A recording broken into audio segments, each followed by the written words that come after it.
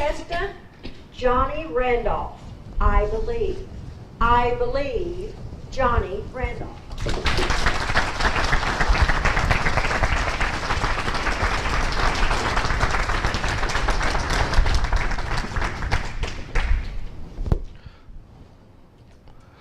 The courage to believe in someone is driven by the power of love. And yes, love is contagious. Every time that we express love, we make this world a better place. Good afternoon, Madam Contest Master, and you, fellow believers. Have you ever felt defeated? I have. On the frigid and snowy evening of February 13th, 1995, I sat alone on a rancid, overcrowded Greyhound bus, leaving my home in Detroit, Michigan, to go live with people in Lexington, Kentucky that I really didn't know and who really didn't know me. Now, I was only 15 years old. My mother had recently lost her sight and both of her legs due to complications of diabetes. I was failing high school and had been arrested. Yes, I warned you, I felt defeated. 12 hours later, when I finally arrived in Kentucky, I realized that I needed a shower. Woo! After I stepped off the bus, I saw my auntie for the first time in nearly a decade. You should have seen her.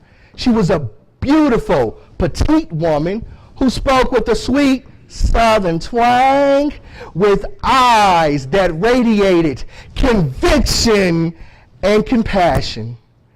And when she saw me, she hugged me. Whoa, lady, slow down. I don't hug people I don't know.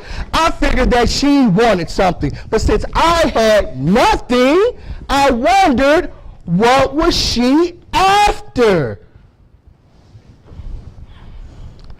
The next day, I enrolled in my new school. After one quick look at my transcript, the tall, imposing vice principal said to me, "Now, man, judging from your past, I don't believe you can meet the standards of this school." Then, weeks later, in physical science, as I assumed my normal position in class,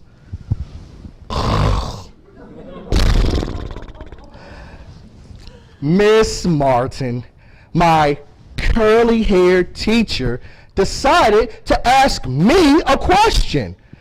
"Johnny, please tell the class what common element is known as the chemical compound H2O." Of course, I replied, "What the element?" And the class erupted into gales of laughter. Poor Miss Martin. She just dropped her forehead into the palm of her hand and said, "Johnny, I just don't believe you." Days later, I received a welcomed telephone call from my favorite cousin in Detroit. And I expected to talk about what most teenage boys want to discuss: girls. Instead, he told me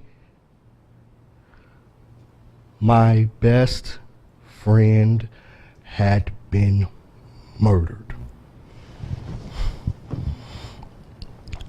His death evoked feelings that the same could happen to, and it scared me. That's when I knew that I had to aspire for more. I secured a tutor and I began to study incessantly. I learned facts and equations, and yes, I learned what H2O represents.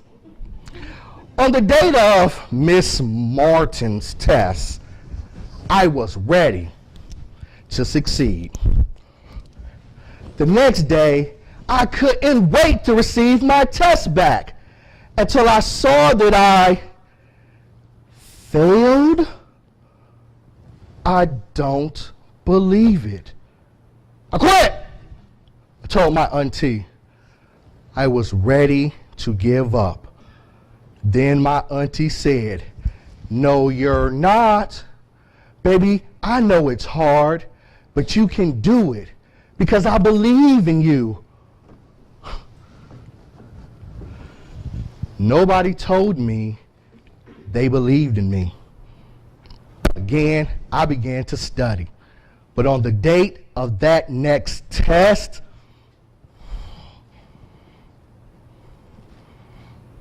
I aced that test. On June the 4th, 1997, I received my high school diploma, and 4 years later, I became a college graduate. Fellow Toastmasters, I no longer feel defeated. I've even acquired a little bit of a swagger, but only because my auntie believed in me. Your voice can transform lives by letting someone know that I believe in you. Madam Contest Chair.